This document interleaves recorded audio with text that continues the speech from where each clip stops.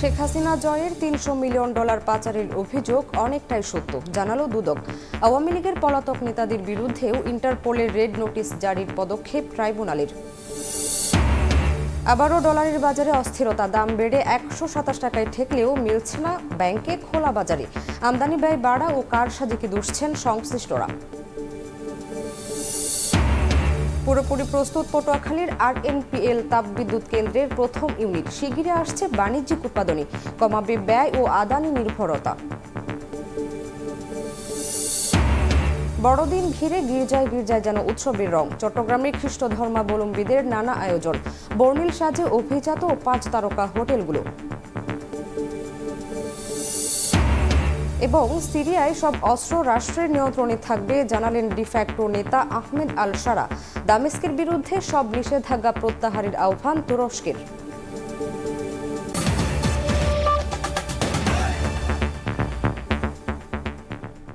সকালের সময় সঙ্গে আছি আমি শামিমা শাম্মী।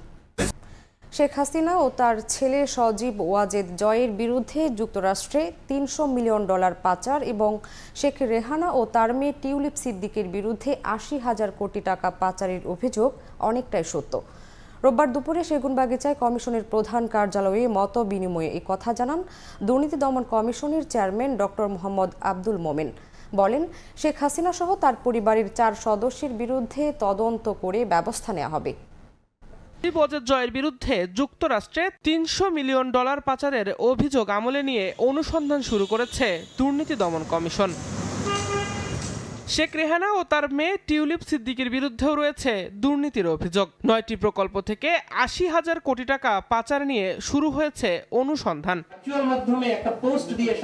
দুদক চেয়ারম্যান জানান, শেখ হাসিনা সহ তার পরিবারের 4 জনের বিরুদ্ধে অর্থ পাচারের অভিযোগের সত্যতা পাওয়া গেছে। সাবেক প্রধানমন্ত্রীর $300 মিলিয়ন পাচার নিয়ে অনেক ঘটনাই সত্য। আমরা সুনির্দিষ্টভাবে আমাদের হাতে আরো তথ্য উপাত্ত আসলে পরে আমরা সামনে সরাসরি কথা বলবো। এ সময় দুদক কমিশনার বলেন, কারো ভয়ে প্রভাবিত হবে না তদন্ত। দুর্নীতি যাতে সংশ্লিষ্ট যে কেউই হোক, দুর্নীতি টানলে সেও আসবে। কারণ আমাদের ভয়ভীতি শুধু মহান সৃষ্টিকর্তা প্রভু ভগবান বা গডকে নিয়ে, পৃথিবীর কোন মানুষের দাসত্ব এই কমিশন করবে ইনশাআল্লাহ। কারোর ভয় বা ভীতিতে, অনুরাগ বা বিরাগের বশবর্তী হয়ে আমরা এই কাজটি করব না। আমরা যেটা করব তা আমাদের উপর অর্পিত দায়িত্ব সঠিকভাবে পালন করব। এছাড়া সাবেক আইনমন্ত্রী আনিসুল হকের 3 ব্যাংকে 16টি অ্যাকাউন্টের 21 কোটি টাকা ফ্রিজ করেছে দুদক। পাশাপাশি তার ঘনিষ্ঠ সহযোগী তৌফিকা করিম ও ফারহানা ফেরদৌসের বিরুদ্ধে 2টি অভিযোগেরও অনুসন্ধান চলছে। দিন মোহাম্মদ সাব্বির, সময় সংবাদ, ঢাকা। শেখ হাসিনার পর এবার আওয়ামী লীগের পলাতক নেতাদের বিরুদ্ধেও ইন্টারপোলের রেড নোটিশ জারির পদক্ষেপ নিচ্ছে ট্রাইব্যুনাল। শেখ হাসিনার বিরুদ্ধে ইন্টারপোলের রেড নোটিশ জারির তথ্য দিলেও পরে তা সংশোধন করে চিফ প্রসিকিউটর জানান, এ বিষয়ে তথ্য জানাবে পুলিশের এনসিবি শাখা। হাসিনার বিরুদ্ধে গ্রেফতারি পরোয়ানা জারি করেন আন্তর্জাতিক অপরাধ ট্রাইব্যুনাল। এরপর তাকে দেশে ফেরাতে শুরু হয় নানা আইনি পদক্ষেপ। গত 13 নভেম্বর শেখ হাসিনাকে গ্রেফতারে ইন্টারপোলের রেড নোটিশ জারির বিষয়ে পদক্ষেপ নিতে পুলিশ মহাপরিদর্শকের কাছে আবেদন করে প্রসিকিউশন। আইজিবি দপ্তর যোগাযোগ করে ইন্টারপোলের সঙ্গে। সোমবার ট্রাইব্যুনালের চিফ প্রসিকিউটর জানান, শেখ হাসিনার বিরুদ্ধে ইন্টারপোলের রেড নোটিশ জারি হয়ে গেছে। ইন্টারপোলেরটা অলরেডি রেড নোটিশ জারি হয়ে গেছে। এটা যখন আমরা আবেদন করেছি আমাদের তারপর ইমিডিয়েটলি জারি হয়ে আছে। এটা তো আসলে বাইরে বলা হয় না। রেড নোটিশ সরাসরি যখন আমরা রিকোয়েস্টটা পাঠাই আমাদের ফর্মাল ইয়ার মাধ্যমে, সেটা তখনই জারি হয়ে যায়। পরে আনুষ্ঠানিক ব্রিফিংয়ে চিফ প্রসিকিউটর বলেন, রেড নোটিশ জারি হয়েছে কিনা সেটি জানাবে পুলিশের এনসিবি শাখা। এই ইন্টারপোলের রেড নোটিশটা ইন্টারপোল কর্তৃক জারি হয়েছে কিনা সেই বিষয়টা বলার দায়িত্ব হচ্ছে আমাদের এনসিবির এবং আমাদের বাস্তবিক অর্থে ইন্সপেক্টর জেনারেল অফ পুলিশের অফিসার। শেখ হাসিনাকে বন্দি প্রত্যর্পণ চুক্তির মাধ্যমে ভারত থেকে দেশে ফেরাতে স্বরাষ্ট্র মন্ত্রণালয়ে আবেদন করে রেখেছে চিফ প্রসিকিউটর। সে বিষয়ে সরকারের তরফ থেকে অগ্রগতি জানানো হয়নি। ভারতের সাথে বহিঃসমর্পণ চুক্তি যেটা আছে, অপরাধীর বহিঃসমর্পণ চুক্তি, সেই চুক্তির আলোকে ব্যবস্থা গ্রহণের সিদ্ধান্তটা সরকারকে নিতে হয়। সুতরাং সরকারের কাছে আমরা তথ্যাদি প্রেরণ করেছি। সরকার আনুষ্ঠানিকভাবে ভারতের কাছে কখন কিভাবে চাইবেন বা ইতিমধ্যে চেয়েছেন কিনা সেটা সরকার বলতে পারবেন। শুধু শেখ হাসিনাই নয়, দেশের বাইরে পালিয়ে থাকা আওয়ামী লীগ নেতা আসাদুজ্জামান খান কামাল, হাসান মাহমুদ সহ বেশ কয়েকজনের বিরুদ্ধে ইন্টারপোলের রেড নোটিশ জারির পদক্ষেপ নিতে যাচ্ছে প্রসিকিউশন। আফজাল হোসেন, সময় সংবাদ, ঢাকা। পতিত স্বৈরাচার দেশের বিরুদ্ধে ষড়যন্ত্র করছে, সবাইকে ঐক্যবদ্ধ থাকার আহ্বান জানালেন মির্জা ফখরুল। রোববার পঞ্চগড়ে বিএনপির সমাবেশে তিনি বলেন, সম্প্রীতি বিনষ্টের চেষ্টা করলে সম্মিলিতভাবে প্রতিহত করা হবে। ভোটের অধিকার ফিরিয়ে দিতে গ্রহণযোগ্য নির্বাচনের দাবিও জানান তিনি। এই এক আরেক বাংলাদেশ, সব শ্রেণী পেশার মানুষ এক হয়েছেন সম্প্রীতির বন্ধনে। মানবিক দেশ বিনির্মাণের প্রতিশ্রুতি সবার স্লোগানে। মানবিক বাংলাদেশ গড়ে তুলব। তিল ধারণের ঠাঁই নেই পঞ্চগড়ের সাকুয়া উচ্চ বিদ্যালয় কলেজ মাঠে। ছোট বড় মিছিল নিয়ে সভাস্থলে ছুটে আসেন বিএনপি ও অঙ্গ সহযোগী সংগঠনের নেতাকর্মীরা। যোগ দেন হিন্দু, বৌদ্ধ, খ্রিস্টান সম্প্রদায়ের প্রতিনিধিরাও। সাম্য, সম্প্রীতি ও মানবিক বাংলাদেশ বিনির্মাণের লক্ষ্যে পঞ্চগড়ে এই সমাবেশের আয়োজন করে বোদা উপজেলা বিএনপি। বিএনপির সকল শক্তিশালী নেতাকর্মী এবং যত সদস্য রয়েছেন সবাই ঐক্যবদ্ধ হলে বিএনপির উপরে কিছুই নাই। আগামী দিনে শুধু বোদা দেবীগঞ্জ নয়, পঞ্চগড় নয়, সারা বাংলাদেশে যেখান থেকে ষড়যন্ত্র না কেন প্রত্যেকটি ষড়যন্ত্র আমরা ঐক্যবদ্ধভাবে নস্যাৎ করে দেবো ইনশাআল্লাহ। জনসভায় যোগ দিতেই বরণ করা হয় অনুষ্ঠানের মধ্যমণি বিএনপি মহাসচিব মির্জা ফখরুল ইসলাম আলমগীরকে। মঞ্চে উঠে সাধারণ মানুষের অভিবাদন গ্রহণ করেন তিনি। প্রধান অতিথির বক্তব্যে আগামীর বাংলাদেশ বিনির্মাণের দিক নির্দেশনা দিয়ে নেতাকর্মীদের সতর্ক করেন বিএনপি মহাসচিব। শেখ হাসিনা ও আওয়ামী লীগ এখনো সক্রিয় দাবি করে তিনি সবাইকে ঐক্যবদ্ধভাবে ষড়যন্ত্র মোকাবেলার আহ্বান জানান। পালিয়ে গিয়ে হাসিনা ওইখান থেকে সে ষড়যন্ত্র করতেছে, চক্রান্ত করতেছে, একটা মিথ্যা প্রচারণা চালার চেষ্টা করতেছে। আমাদের উপর যেন কেউ কোনোদিন অন্যায়ভাবে আমাদের দেশের ভেতরে হাত না দেয় তার ব্যবস্থা আমাদেরকে করতে হবে। ভোটের অধিকার ফিরিয়ে আনতে গ্রহণযোগ্য নির্বাচন দেওয়ার দাবি জানান বিএনপি মহাসচিব। আমার ভোট আমি দেব, যাকে খুশি তাকে দেবো, তাই না? এটা বললে আবার কিছু কিছু লোকজন অসন্তুষ্ট হচ্ছে যে খালি ভোটে চাচ্ছেন। হ্যাঁ, মানে ভোট চাচ্ছি এই জন্য যে আমরা ভোটটা দিতে পারলে আমরা আমাদের সঠিক লোক নির্বাচন করতে পারবো। সাধারণ মানুষ সংস্কার অত বুঝে না, তাই কি বুঝে? মূল কথা আমি যেন ভোটটা দিতে পারি, আমার দেশে যেন শান্তি থাকে, আমার জিনিসপত্রের দাম যেন কম হয়, মারামারি যেন না হয়। দেশকে বিভক্তির হাত থেকে রক্ষা করতে সবাইকে ঐক্যবদ্ধ হওয়ার আহ্বান জানান মির্জা ফখরুল ইসলাম আলমগীর। সাম্য, সম্প্রীতি ও মানবিক বাংলাদেশ বিনির্মাণের জন্য আজকের এই জনসভা, যেখান থেকে বিএনপি নেতাকর্মীরা বলছেন যে কোনো ধরনের সাম্প্রদায়িক উস্কানি কিংবা ষড়যন্ত্র মোকাবেলায় সবাইকে ঐক্যবদ্ধভাবে লড়াই করতে হবে। আর এজন্য প্রয়োজন একটি জনপ্রতিনিধিত্ব, একটি সরকার। আর যে কারণে এই অন্তর্বর্তী সরকারের কাছে আবারও বিএনপি নেতারা দাবি করছেন সুস্পষ্টভাবে একটি নির্বাচনের রোডম্যাপ দেবেন তারা। পঞ্চগড় থেকে আহমেদ সালেহীন, সময় সংবাদ। আবারও ডলারের বাজারে অস্থিরতা, নির্ধারিত দরে খোলা বাজারে মিলছে না বিশ্বের প্রধান এই মুদ্রা। দাম বেড়ে 127 টাকা ছাড়িয়েছে। ভ্রমণ বা ব্যবসার কাজে বিদেশ পাড়ি দিতে যাওয়া অনেকে পড়ছেন বিপাকে। রমজানকে সামনে রেখে আমদানি ব্যয় বাড়া, রিজার্ভ ব্যয় ধরে রাখতে কেন্দ্রীয় ব্যাংকের ডলার কেনা ও কারসাজির ফলে দাম বাড়ছে বলে মনে করছেন সংশ্লিষ্টরা। পেশা একজন ব্যবসায়ী আরিফ বিল্লাহ ভ্রমণে যেতে চান থাইল্যান্ড। রবিবার হন্য হয়ে কয়েকটি মানি এক্সচেঞ্জ ঘুরেও পেলেন না চাহিদা মতো ডলার। সময় মতো না পেলেই অনিশ্চিত হয়ে যেতে পারে বিদেশ যাত্রা। ব্যাংক বলেছে কার্ড অ্যান্ডোজ করে নিতে হবে, ওদের কাছে ডলার নেই। আর মানি এক্সচেঞ্জের ঊর্ধ্বগতির কারণে তারা বলতেছে তাদের কাছেও ডলার নেই। শুধু আরিফ বিল্লাহ নয়, এমন অনেকেই ব্যাংকে ঘুরেও পাচ্ছেন না ডলার। ব্যাংকে আসলাম কিন্তু কোথাও ডলার না পেয়ে পরে মানি এক্সচেঞ্জের এখানে এসে দেখি যে ওনারা 127 টাকা 30 পয়সা করে যাচ্ছে। রাজধানীর বিভিন্ন মানি এক্সচেঞ্জ ঘুরে দেখা যায় ডলার ক্রয় 120 টাকা আর বিক্রয় মূল্য 121 টাকা লেখা আছে। তবে সর্বোচ্চ 127 টাকা 30 পয়সাতেও বিক্রি হচ্ছে। নির্ধারিত দরের বেশি দামে ডলার বিক্রি প্রসঙ্গে সংশ্লিষ্টরা জানান, ক্রলিং পেগ থেকে বেরিয়ে যাওয়ার কথা শোনা যাচ্ছে। এতে দাম বাড়ার আশায় অনেকে হয়তো ডলার ধরে রেখেছেন। ক্রলিং পেগ রেট দেওয়ার মধ্যে আমরা 21 টাকার মধ্যেই সীমাবদ্ধ ছিলাম, তার আগে 19 টাকার মধ্যে সীমাবদ্ধ ছিলাম। সে সময় লেনদেন হয়েছে, কম বেশি ক্রাইসিস ছিল, সেটাও ওভারকাম করতে পেরেছি। কিন্তু এই মুহূর্তে এসে যে অস্থিতিশীল পরিস্থিতিটা সৃষ্টি হয়েছে, এটা সার্বিক। আপনি প্রয়োজনের তুলনায় যদি বেশি দিতে চান তাও তো আমার পক্ষে দেওয়া সম্ভব না, আমি দিব কোথার থেকে? এটা তো আর আমি না পাইলে তো দেওয়ার প্রশ্নই ওঠে না। আগস্টে নতুন সরকার দায়িত্ব নেয়ার পর আন্তঃব্যাংক ডলারের দাম 120 টাকায় স্থিতিশীল ছিল। তবে রমজানকে সামনে রেখে জুলাই অক্টোবরে বছর ব্যবধানে 1% বেড়েছে আমদানি ব্যয়। এদিকে রিজার্ভের পরিমাণ বাড়াতে ডলার কিনছেন কেন্দ্রীয় ব্যাংক। এর প্রভাব পড়েছে ডলারের দামে। সাইফুল ইসলাম, সময় সংবাদ, ঢাকা। আদানি নির্ভরতা কমাবে পটুয়াখালীতে নতুন উৎপাদন শুরু করতে যাওয়া আরএনপিএল তাপবিদ্যুৎ কেন্দ্র। কেন্দ্রটি পুরোপুরি উৎপাদনে গেলে আদানি থেকে বিদ্যুৎ সরবরাহ বন্ধ হলেও দেখা দিবে না সংকট। অন্যদিকে বিদ্যুতের অতিরিক্ত চাহিদা মেটাতে ব্যয়বহুল তেল ভিত্তিক বিদ্যুৎ কেন্দ্রের উপর নির্ভরশীলতা কমবে, সেই সঙ্গে কমবে উৎপাদন ব্যয়ও। বিস্তারিত শিকদার জাবির হোসেনের রিপোর্টে, ক্যামেরায় ছিলেন তৌকিব পেদা।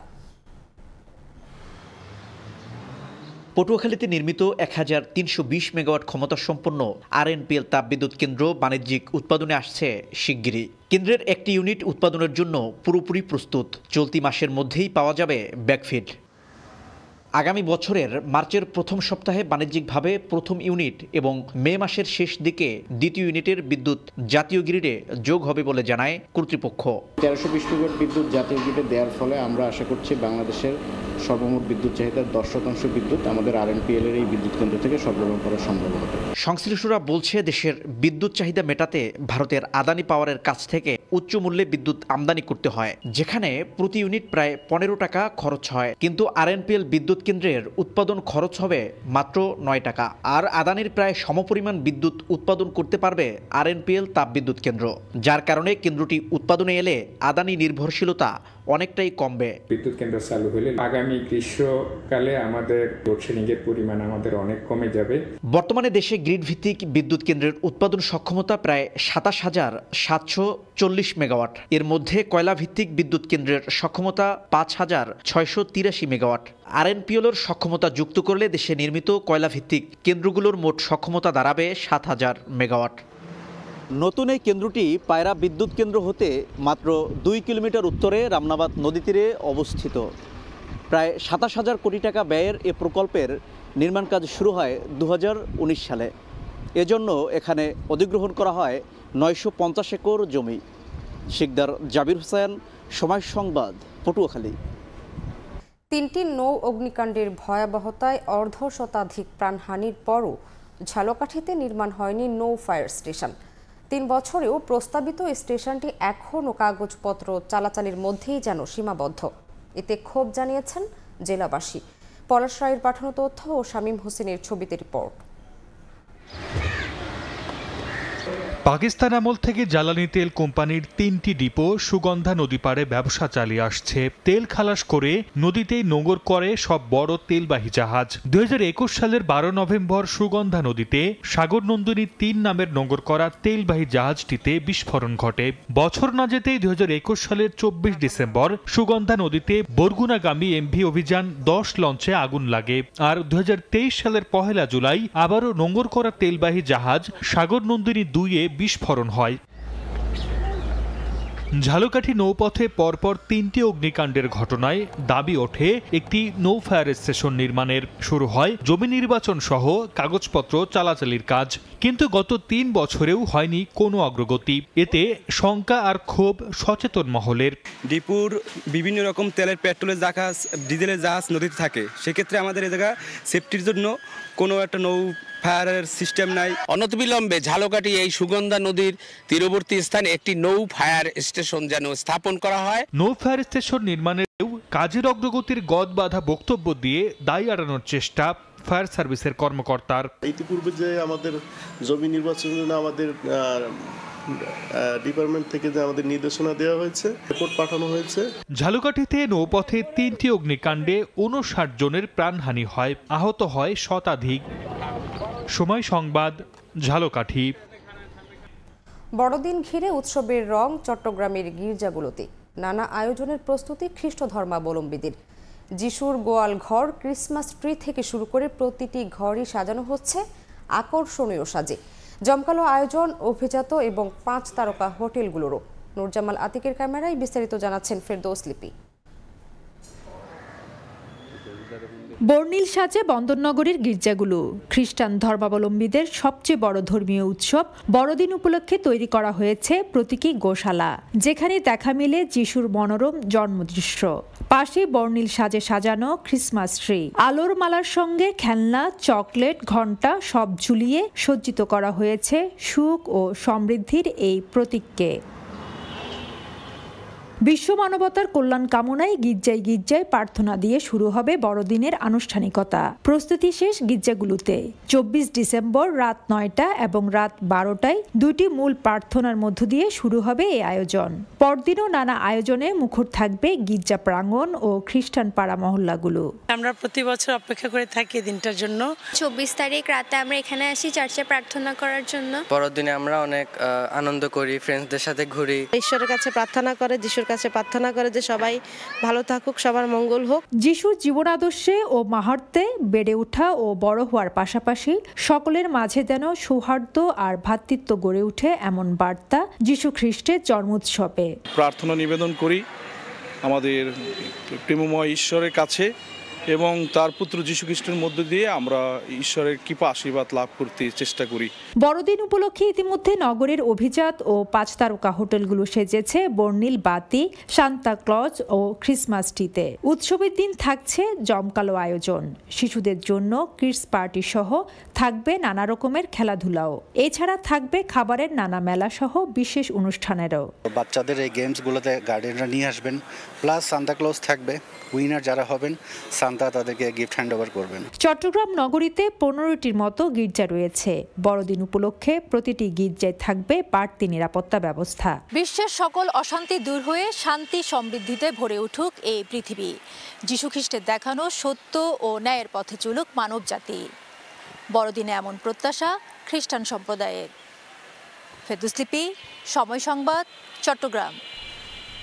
সরকারের বৃহৎ পরিকল্পনায় বরিশালে নির্মাণ করা হয়েছিল মৎস্য অবতরণ কেন্দ্র ও পাইকারি মৎস্য বাজার কেন্দ্র, কিন্তু আড়ত মালিক ও শ্রমিকদের কাছে জিম্মি হয়ে 14 বছর ধরে পরিত্যক্ত অবস্থায় পড়ে আছে বিএফডিসি। এতে বিপুল পরিমাণ রাজস্ব হারাচ্ছে সরকার। বিস্তারিত অপূর্ব রিপোর্টে। কীর্তনখোলা নদী তীরে বাঁধ রোড এলাকায় 1 একর 23% জমির উপর 1986 সালে নির্মিত বরিশাল মৎস্য অবতরণ কেন্দ্র ও পাইকারি মৎস্য বাজার কেন্দ্র, যেখানে রয়েছে 2টি বরফকল, মৎস্য বিপণনের বিশালাকার 2টি শেড, ওয়াচ টাওয়ার, 1টি জেট, 10,000 গ্যালন ধারণ ক্ষমতা সম্পন্ন পানি সংরক্ষণাগার, আড়তদারদের জন্য 32 রুমের দোতলা ভবন এবং গাড়ি পার্কিংয়ের জায়গা। কিন্তু এত সব সুবিধা থাকার পরও 15 বছর ধরে বন্ধ এই বাজার। মাছের জেটিঘাটে ভাতের হোটেলের ঘর উঠেছে, বেদখল অনেক জায়গা। মৎস্য শেড ভাড়া দেওয়া হয়েছে টাইলস ব্যবসায়ীদের কাছে। এতে সরকার বছরে কয়েক কোটি টাকা রাজস্ব হারাচ্ছে। এখন শহরের পোর্ট রোড মৎস্য অবতরণ কেন্দ্রে চলে মাছের আমদানি রপ্তানি। পদধারী নেতারা ক্যামেরার সামনে কথা বলতে রাজি না হলেও জানিয়েছেন 2007 সালে তত্ত্বাবধায়ক সরকারের চাপে 2 বছরের জন্য সরকারের বিএফডিসি ঘাটে ব্যবসা করেছেন, কিন্তু মাছ ওঠানামা ও বাজারজাতের অজুহাত দিয়ে সরকারের ওই স্থানে ব্যবসা পরিচালনা সম্ভব নয় বলে দাবি তাদের। এদিকে 2016 সালে সরকারিভাবে পটুয়াখালীর মহিপুর মৎস্য অবতরণ কেন্দ্র নির্মাণ হয়, কিন্তু সেটি কোনো কাজে আসছে না। আড়তদাররা মাছ কেনাবেচা করছেন নিজ নিজ দোকানে। ব্যবসায়ীদের দাবি, জায়গা সংকটে সব ব্যবসায়ী ও নৌযানের স্থান সংকুলান না হওয়ায় অবতরণ কেন্দ্রটি ব্যবহার করা যাচ্ছে না। এতে সরকার বছরে অন্তত 8 থেকে 10 কোটি টাকা রাজস্ব থেকে বঞ্চিত হচ্ছে। 25টা যদি আমরা প্রতিদিন একটা যদি 4টা করে যদি বোট প্লেস করি, তাতে আমরা 100 বোট আমরা প্রতিদিন 1 ঘন্টা ঝাড়তে পারতেছি। ওখানে এই 5টা বোট প্লেস করার মতো জায়গা নাই। 45,000 বর্গফুট স্পেস লাগে, অকশন মার্কেটটা দরকার, কিন্তু আসলে ওনাদের আছে 9,800 ফুট। এর পাশাপাশি পাইকারদের প্যাকিং শেড নাই। এই বিষয়গুলো আমি ঊর্ধ্বতন কর্তৃপক্ষের সাথে শেয়ার করছি এবং কিভাবে তাদের সমাধান করা যায় এই বিষয়টা নিয়েও আমরা কাজ করছি। বরগুনার পাথরকাটা মৎস্য অবতরণ কেন্দ্রে পদে পদে শিকার হতে হয় ভোগান্তির। এখান থেকে প্রতি বছর কোটি টাকা রাজস্ব আদায় করলেও সুষ্ঠু ব্যবস্থাপনায় কোনো উদ্যোগ নেই অভিযোগ ব্যবসায়ীদের। 2 দশকেরও বেশি সময় ধরে বন্ধ অবতরণ কেন্দ্রের 2টি বরফ কল, নেই কোল্ড স্টোরেজ। এতে করে গড়ে উঠছে বরফ সিন্ডিকেট। তবে অবতরণ কেন্দ্রের কর্মকর্তারা জানান, সংকট সমাধানে নেওয়া হয়েছে নানা উদ্যোগ। চেষ্টা করছি যে আমাদের মৎস্য অবতরণ কেন্দ্র আগের তুলনায় আরো বেশি গতিশীল হোক, সুন্দর হোক এবং দেশের মানুষ ভালো মানের মাছ পাক। বরিশাল বিভাগের 6 জেলায় 5টি সরকারি মৎস্য অবতরণ কেন্দ্র রয়েছে। অপূর্ব অপু, সময় সংবাদ, বরিশাল। সমুদ্রে দিন দিন বাড়ছে অনুমোদনহীন নৌযান ট্রলিং বোট। এসব নৌযানে নিষিদ্ধ জাল ব্যবহার করে মাছ শিকার করায় মারা পড়ছে বিভিন্ন পোনা। গবেষকরা বলছেন, অগভীর সমুদ্রে ট্রলিং বোট দিয়ে মাছ শিকার করায় ধ্বংস হচ্ছে মাছের আবাসস্থল। এতে ভেস্তে যাচ্ছে উৎপাদন বৃদ্ধির জন্য সরকারের সব পরিকল্পনা। রুবেল হোসেনের ছবিতে সাইফুল মিরাজের রিপোর্ট। সমুদ্রে মাছ শিকার শেষে বরগুনার পাথরঘাটার বিভিন্ন স্থানে নোঙর করে আছে অনুমোদনহীন ট্রলিং বোট। এসব নৌযানে নিষিদ্ধ জাল ব্যবহার করে মাছ শিকার করায় পোনাসহ মারা পড়ছে সব প্রজাতির মাছ। মৎস্যজীবীদের অভিযোগ, ট্রলিং বোটের মাধ্যমে নির্বিচারে মাছ শিকার করায় মাছের ঘাটতি দেখা দিয়েছে। ট্রলিং এ এমন একটা জিনিস যে ছোট ছোট মাছগুলো ধরা পড়ে। ট্রলিং এ যে পরিমাণে ঝাটকা ইলিশ নিধন করছে, তাতে এত পরিমাণে ক্ষতিগ্রস্ত হচ্ছে যে আগামীতে সম্ভবত ইলিশ মাছ থাকবে না দেশে। ট্রলিং এলারা আপনার মনকে মন, টনকে টন মাছ আনিয়ে বেচা কিনা হয়, কোস্টগার্ডের নাগায় ডগাইতে আসে, তাকেও সামনে পড়ে না। নীতিমালা অনুযায়ী 40 মিটার গভীরতার কম পানিতে মাছ শিকার করতে পারবে না ট্রলিং বোট, কিন্তু এর তোয়াক্কা না করায় ভেস্তে যাচ্ছে উৎপাদন বৃদ্ধির জন্য সরকারের সব পরিকল্পনা। ফিশিং গিয়ার যেগুলো আছে সেগুলো তারা নিজেদের মতো করে মডিফাইড করছে, এটা আমাদের মৎস্য প্রজাতিকে ব্যাপকভাবে ধ্বংস করছে। এদিকে মালিকরা ট্রলিং বোট চলাচলের বিষয়ে রিট আবেদন দাখিল করায় কার্যকরী ব্যবস্থা নিতে পারছে না মৎস্য বিভাগ। আমাদের কিন্তু এরপর অভিযান অব্যাহত আছে, কিন্তু তারা আবার রিটও করেছে, তো যে কারণে 100% আমরা সফলভাবে কাজ করতেও পারছি না। সমুদ্রে দাপিয়ে বেড়ানো ট্রলিং বোটগুলোর মধ্যে বরগুনার রয়েছে অন্তত 50টি। সাইফুল মিরাজ, সময় সংবাদ, বরগুনা। মেঘনা নদীর ডুবোচর ও ঘন কুয়াশার কারণে মৌসুমের শুরুতেই চরম নাব্য সংকটে পড়েছে ভোলা লক্ষ্মীপুর রুট। জোয়ার ভাটার উপর নির্ভর করে চলছে এই রুটের নৌযানগুলো। গন্তব্যে যেতে হচ্ছে প্রায় 13 নটিক্যাল মাইল পথ ঘুরে। এতে কমেছে ফেরির ট্রিপ, বেড়েছে জ্বালানি খরচ। নাসিরউদ্দিন লিটনের রিপোর্ট, ছবি তুলেছেন উৎপল দেবনাথ। লক্ষ্মীপুরের মধু চৌধুরীর ঘাটে যাওয়ার জন্য ভোলার ইলিশা ঘাট থেকে গাড়ি লোড করে জোয়ারের অপেক্ষা করছে বিআইডব্লিউটিসির ফেরি কাবেরী। নদীতে জোয়ারের পানি কিছুটা বাড়ার পর গন্তব্যের উদ্দেশ্যে ছেড়ে গেলেও মেঘনার উলানিয়া চ্যানেলে গিয়ে ডুবোচরে ফেরিটি আটকে যায়। শীতের শুরু থেকে এভাবেই জোয়ার ভাটার উপর নির্ভর করে চলছে ভোলা লক্ষ্মীপুর রুটের ফেরিগুলো। ভোলার ইলিশা থেকে লক্ষ্মীপুরের মধু চৌধুরীর ঘাট পর্যন্ত দূরত্ব 23 নটিক্যাল মাইল, কিন্তু নাব্য সংকটের কারণে সরাসরি চলাচল করতে না পারায় প্রায় 12 নটিক্যাল মাইল ঘুরে গন্তব্যে যাতায়াত করতে হচ্ছে। এতে দীর্ঘ সময় ব্যয় ও ভোগান্তির কারণে দিন দিন কমে যাচ্ছে পণ্যবাহী ট্রাক পারাপার। আর্থিক ক্ষতির মুখে পড়েছেন যাত্রী ও পরিবহন শ্রমিকরা। গত 2 দিন আগেও আছি, বাইজে রয়েছি, মনে করেন 3-4 ঘন্টা, মানে আবার ওই জোয়ার আসে, তখন আস্তে আস্তে হয়। পানি যদি জোয়ার বাটা নেমে যায়, পানি ফেরি খারায়া যায়, গাড়ি উঠতে কষ্ট হয়ে যায়। জোয়ার শেষ হয়ে গেলে পাস হইতে পারলাম না, 10-12 ঘন্টা আমার বসে দেখতে হয় নাব্যতা সংকটের কারণে। আসলে বিআইডব্লিউটি তাদের ড্রেজিং কার্যক্রমটা সুষ্ঠুভাবে সম্পন্ন করলে আমরা আমাদের সেবাটা সর্বোচ্চ মানে দিতে পারবো। এদিকে রহমত আলী চ্যানেল ও মধু চৌধুরীর খালে বছর জুড়ে ড্রেজিং কার্যক্রম চালাচ্ছে বিআইডব্লিউটিএ। যদি আমরা নাই করতাম তাহলে বন্ধ হয়ে যেত টোটাল। তো সাময়িক একটু মাঝে মাঝে ডিস্টার্ব হইলে আমরা ওটা কিন্তু স্টেপ নিচ্ছি এবং কি চলমান আছে কার্যক্রম। বর্ষা মৌসুমে ভোলা লক্ষ্মীপুর রুটে 5টি ফেরিতে প্রতিদিন 2 শতাধিক যানবাহন পারাপার হতো। নাব্য সংকটের কারণে বর্তমানে তা কমে 150 হয়েছে। নাসিরউদ্দিন লিটন, সময় সংবাদ, ভোলা। দেখছেন সকালের সময়। সিরিয়ায় সব অস্ত্র রাষ্ট্রের নিয়ন্ত্রণে থাকবে বলে জানিয়েছেন দেশটির ডিফ্যাক্টো নেতা আহমেদ আল সারা। বিদ্রোহী যোদ্ধারা দেশটির সেনাবাহিনীতে যোগ দেবে বলেও জানান তিনি। এদিকে সিরিয়ার বিরুদ্ধে সব নিষেধাজ্ঞা প্রত্যাহার করে নিতে আন্তর্জাতিক সম্প্রদায়ের প্রতি আহ্বান জানিয়েছে তুরস্ক। রোববার রাজধানী দামেস্কে তুরস্কের পররাষ্ট্রমন্ত্রী হাকান ফিদানকে স্বাগত জানান সিরিয়ার ডিফ্যাক্টো নেতা আহমেদ আল সারা। দুই নেতা নানা ইস্যুতে বৈঠকও করেন। পরে সংবাদ সম্মেলনে আহমেদ আল সারা ওরফে আবু মোহাম্মদ জোলানি দেশটির অন্তর্বর্তীকালীন সরকারের স্বরাষ্ট্রমন্ত্রীর নাম ঘোষণা করেন। একই সঙ্গে কুর্দি বিদ্রোহীদের কাছে থাকা অস্ত্রসহ সিরিয়ার সব অস্ত্র রাষ্ট্রের নিয়ন্ত্রণে থাকবে বলে জানান তিনি। দেশটিতে সংখ্যালঘুদের নিরাপত্তা নিশ্চিত করা হবে উল্লেখ করে সারা আরও বলেন, আগামীতে সেনাবাহিনীতে যোগ দেবে বিদ্রোহী যোদ্ধারা। সংবাদ সম্মেলনে সিরিয়ার উপর থাকা সব নিষেধাজ্ঞা প্রত্যাহার করে নিতে বিশ্ব সম্প্রদায়ের প্রতি আহ্বান জানান তুর্কি পররাষ্ট্রমন্ত্রী। সিরিয়াকে পুনর্গঠনে সবাইকে এগিয়ে আসার আহ্বানও জানান তিনি। এ সময় কুর্দি বিদ্রোহীদের সতর্ক করে বলেন, আগামী সিরিয়াতে ঠাঁই হবে না গোষ্ঠীটির। এদিকে সিরিয়ায় আসাদ সরকারের পতনের পেছনে যুক্তরাষ্ট্র ইসরায়েলের হাত আছে বলে অভিযোগ করেছেন ইরানের সর্বোচ্চ ধর্মীয় নেতা আয়াতুল্লাহ আলী খামেনি। সিরিয়ার তরুণ ও যুবকরা নতুন সরকারকে প্রতিহত করবে বলেও মনে করেন তিনি। এর মধ্যেই সিরিয়ায় গেল 14 বছরে আসাদ সরকারের শাসনামলে হওয়া অপরাধের তদন্তে দেশটির নতুন প্রশাসনের সঙ্গে কাজ করছে জাতিসংঘের একটি প্রতিনিধি দল। তারা কারাগার, গণকবর পরিদর্শন সহ বিভিন্ন তথ্যপত্র খতিয়ে দেখবে। রাহানুল রানা, সময় সংবাদ। পানামা খালের নিয়ন্ত্রণ নিজেদের দখলে নেয়ার হুমকি দিয়েছেন নবনির্বাচিত মার্কিন প্রেসিডেন্ট ডোনাল্ড ট্রাম্প। বিশ্ব বাণিজ্যের জন্য গুরুত্বপূর্ণ এই খাল ব্যবহারের জন্য পানামা অতিরিক্ত ফি আদায় করছে বলে অভিযোগ করে শনিবার নিজের সামাজিক যোগাযোগ মাধ্যম ট্রুথ সোশ্যালে পোস্ট করেন তিনি। ফি না কমালে খালের নিয়ন্ত্রণ যুক্তরাষ্ট্রকে ফিরিয়ে দিতে বলেছেন পানামাকে। ফি না কমালে বিশ্ব বাণিজ্যের জন্য গুরুত্বপূর্ণ জলপথ পানামা খাল চলে যাবে যুক্তরাষ্ট্রের দখলে। শনিবার নিজের সামাজিক যোগাযোগ মাধ্যম ট্রুথ সোশ্যালের একটি পোস্টে একথা বলেন নবনির্বাচিত মার্কিন প্রেসিডেন্ট ডোনাল্ড ট্রাম্প।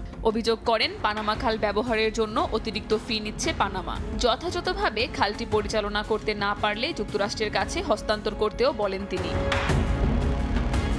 পানামা যে ফি নিচ্ছে তা হাস্যকর বলেও কটাক্ষ করেন ট্রাম্প। পানামাকে যুক্তরাষ্ট্র যে উদারতা দেখিয়েছে সেটিও মনে করিয়ে দেন তিনি। বলেন, অন্যদের সুবিধার জন্য খালটি পানামাকে দেয়া হয়নি, বরং দেশটির সঙ্গে যুক্তরাষ্ট্রের সহযোগিতার সম্পর্কের স্মারক হিসেবে দেয়া হয়েছিল। পোস্টে পানামা খালে চীনের ক্রমবর্ধমান প্রভাবের বিষয়েও শঙ্কা প্রকাশ করেন তিনি। বলেন, এই খাল ব্যবস্থাপনার দায়িত্ব একমাত্র পানামার, চীন বা অন্য কারো নয় বলেও মন্তব্য করেন ট্রাম্প। খালটি ভুল হাতে পড়তে না দেওয়ার বিষয়েও পানামাকে সতর্ক করেন। আটলান্টিক ও প্রশান্ত মহাসাগরের মধ্যে সংযোগ স্থাপনকারী এই খালটি বাণিজ্যিক মালামাল পরিবহনের ক্ষেত্রে গুরুত্বপূর্ণ। এই খাল দিয়ে বৈশ্বিক নৌ পরিবহনের প্রায় 5% হয়ে থাকে। দীর্ঘ সময় ধরে পানামা খাল নির্মাণ করে যুক্তরাষ্ট্র। পরে দুই দেশের যৌথ ব্যবস্থাপনায় খালটি পরিচালিত হতো। 1999 সালে খালের সম্পূর্ণ নিয়ন্ত্রণ গ্রহণ করে পানামা। কাকুলি আখতার, সময় সংবাদ। দেখছেন সকালের সময়। মিউজিক ফেস্ট দিয়ে আজ শুরু হচ্ছে 11তম বিপিএল-এর আনুষ্ঠানিক উন্মাদনা। পারফর্ম করবেন উপমহাদেশের বিখ্যাত সঙ্গীত শিল্পী রাহাত ফতে আলী খান। একই সঙ্গে থাকবেন দেশীয় মাইলস, অ্যাভয়েড, রাফা, জেফার, মুজা, হান্নান ও সঞ্জয়। 30 ডিসেম্বর মাঠে গড়াবে এবারের বিপিএল। নতুন বাংলাদেশে প্রথম বিপিএল, চারিদিকে নতুনত্বের উৎসব, পরিবর্তনের ছোঁয়া সবকিছুতে যা লেগেছে বিপিএলও। এর মধ্য দিয়ে ক্রিকেটের দিন বদলের চেষ্টা। সাজানো হয়েছে মঞ্চ, চারিদিকে লাগানো হয়েছে রং বেরঙের আলোকসজ্জা। ঘরোয়া ক্রিকেটের সবচেয়ে মর্যাদাপূর্ণ আসরকে জাঁকজমকপূর্ণ করতে বাংলাদেশ ক্রিকেট বোর্ডও নিয়েছে বেশ কিছু উদ্যোগ। থিম সং, মাস্কট উন্মোচনের পর এবার মিউজিক ফেস্টের মধ্য দিয়ে আনুষ্ঠানিকভাবে শুরু হচ্ছে বিপিএল উন্মাদনা। 30 ডিসেম্বর পর্দা উঠবে বিপিএল এর 11তম আসরের। 7 দলের টুর্নামেন্টের ফাইনাল অনুষ্ঠিত হবে 2025 সালের 7 ফেব্রুয়ারি। মাঠের খেলা শুরুর আগেই বিপিএল কে ভিন্নভাবে আয়োজনের কথা বলে রেখেছিলেন বিসিবি সভাপতি, যার শুরুটা হচ্ছে মিউজিক ফেস্টের উৎসব মুখর অনুষ্ঠান দিয়ে। উপমহাদেশের প্রখ্যাত সঙ্গীত শিল্পী পাকিস্তানি রাহাত ফতে আলী খান মঞ্চ মাতাবেন হোম অফ ক্রিকেটের। সেই কনসার্টকে সফল করতে বিসিবির নিরলস পরিশ্রম। মিরপুরের শেরি বাংলা ক্রিকেট স্টেডিয়াম সাজানো হয়েছে রঙিনভাবে। শেষ মুহূর্তে ধোঁয়া মোছার কাজ করছেন কর্মীরা। দর্শকদের বসার স্থান প্রস্তুত করা হয়েছে সঙ্গীত পরিবেশনের স্টেজও। রাহাত ফতে আলী খান ছাড়াও হোম অফ ক্রিকেট মাতাবেন দেশীয় মাইলস, অ্যাভয়েড, রাফা, জেফার, মুজা, হান্নান ও সঞ্জয়। দুপুর 2:30 থেকে খোলা হবে স্টেডিয়ামের গেট, আর কনসার্ট শুরু হবে বিকেল 4:30টায়। বিপিএল উন্মাদনা সবার মাঝে ছড়িয়ে দিতে কমানো হয়েছে টিকিটের মূল্য। প্লাটিনাম সর্বোচ্চ ৮,০০০ টাকা, গোল্ড ৬,০০০, সিলভার ৪,০০০, গ্র্যান্ড স্ট্যান্ড ১৫০০ এবং জুয়েল ও মোস্তাক স্ট্যান্ড ৫০০ করে ধরা হয়েছে। মূল্য কমানোর পর এরই মধ্যে বিক্রি হয়ে গেছে সব টিকিট। ঢাকার পর একই ধারায় ২৫ ফেব্রুয়ারি চট্টগ্রাম এবং ২৭ ফেব্রুয়ারি সিলেটে অনুষ্ঠিত হবে মিউজিক ফেস্ট। এরপর ৩০ ডিসেম্বর থেকে শুরু হবে বিপিএল এর মাঠের উত্তাপ। তারেক হাসান শিমুল, সময় সংবাদ, ঢাকা। টানা ম্যাচের ধকলে বাজে অবস্থা সিলেটের উইকেটের। এনসিএল এর শেষ ভাগে এসে মন্থর উইকেটে আমেজ হারিয়েছে মারকাটারি ক্রিকেট। ক্রিকেটাররাও বিরক্ত টানা ম্যাচে। নীতি নির্ধারকদের কাছে দাবি পরের আসর থেকে ভেন্যু আর সময় বাড়ানোর। সিলেট থেকে সাব্বির মিথুনের প্রতিবেদন।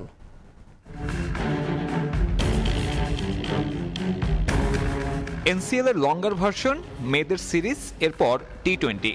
লাক্কাতুরার যেন বিশ্রামের সুযোগ নেই। হাই স্কোরিং ম্যাচের কারণে সিলেট আন্তর্জাতিক ক্রিকেট স্টেডিয়াম টি-20 হিসেবে বড় আশীর্বাদ। তবে সাম্প্রতিক সময়ে যেভাবে ব্যস্ত সময় কাটাচ্ছে এই ভেন্যু, তাতে বিরক্ত ক্রিকেটাররাই। ওয়ার্কলোডের তো একটা বিষয় আছে, প্লেয়ারদের ক্ষেত্রেও যেমন যে আপনি টানা ম্যাচ খেললে একসময় যে বডি আর ওইভাবে সাপোর্ট দিতে পারে না, সেই উইকেটের ক্ষেত্রেও যদি নেক্সট টাইম এরকম টুর্নামেন্ট হয় আর একটু সময় নিয়ে করলে ভালো। প্লেয়ারদের জন্যও ভালো। সেম যেমন উইকেটের কথা বললেন যে অতিরিক্ত খেলার কারণে কিন্তু উইকেটও আর ওই সাপোর্টটা দিতে পারছে না। কোয়ালিফায়ার পর্বের ৩ ম্যাচই লো স্কোরিং। শুরুর মতো রান উৎসব নেই মারকাটারি ক্রিকেটও। পেসারদের বদলে উইকেটে ছড়ি ঘোরাচ্ছেন স্পিনাররা। দ্বিতীয় কোয়ালিফায়ারে ম্যাচ সেরা রকিবুল নিজেও মেনে নিয়েছেন সে সত্যতা। উইকেটটা মনে হয় শুরুতে একটু টিকে ছিল যখন আমরা ব্যাটিং করছি, বাট যখন আমি বোলিং করা শুরু করছি তখন মনে হয় না টিকে ছিল, কারণ আমার ভালো ভালো বল বিজয় ভাই কাবার প্রতি মেরে দিচ্ছিল। যদি ঠিক হয়ে যায় তাহলে উনি মারতে পারতেন। আর আমার প্রথম ওভারে মাথায় প্রতি ম্যাচে কাজ করে আমি কত কম রান দিয়ে বেরিয়ে যাবো, আর আমার ভেরিয়েশন গুলো ভালো এক্সিকিউট করতে পারছি। ফাইনালের আগে অবশ্য সিলেটের ভেন্যু বিশ্রাম পাচ্ছে একদিন। গ্রাউন্ডসম্যানদের দক্ষতায় এই অল্প সময়ে কতটুকু প্রাণ ফিরে পায় এই উইকেট, সেটাই এখন দেখার বিষয়। শেষ 11 দিনে সিলেটের এই মূল ভেন্যুতে ম্যাচ গড়িয়েছে 18টা, বিশ্রাম মাত্র 2 দিন, যার প্রভাব পড়তে শুরু করেছে ক্রিকেটাররাও বিরক্ত এমন মন্থর গতির উইকেট দেখে। দর্শকরাও বিরক্ত হচ্ছেন। বিসিবি এবারের এই অভিজ্ঞতা কাজে লাগিয়ে পরবর্তী আসর থেকে সময় এবং ভেন্যু বাড়াবে কিনা, সেটাই এখন দেখার বিষয়। সিলেট আন্তর্জাতিক ক্রিকেট স্টেডিয়াম থেকে সাব্বির মিথুন, সময় সংবাদ, সিলেট। সকালের সময়ের শীর্ষ সংবাদগুলো জানিয়ে দিচ্ছি আরেকবার। আবারও ডলারের বাজারে অস্থিরতা। দাম বেড়ে 127 টাকায় ঠেকলেও মিলছে না ব্যাংকে খোলা বাজারে। আমদানি ব্যয় বাড়া ও কারসাজিকে দুষছেন সংশ্লিষ্টরা। পুরোপুরি প্রস্তুত পটুয়াখালীর আরএনপিএল তাপবিদ্যুৎ কেন্দ্রের প্রথম ইউনিট। শিগগিরই আসছে বাণিজ্যিক উৎপাদনে, কমাবে ব্যয় ও আদানি নির্ভরতা। এবং সিরিয়ায় সব অস্ত্র রাষ্ট্রের নিয়ন্ত্রণে থাকবে জানালেন ডিফ্যাক্টোর নেতা আহমেদ আল শারা। দামেস্কের বিরুদ্ধে সব নিষেধাজ্ঞা প্রত্যাহারের আহ্বান তুরস্কের।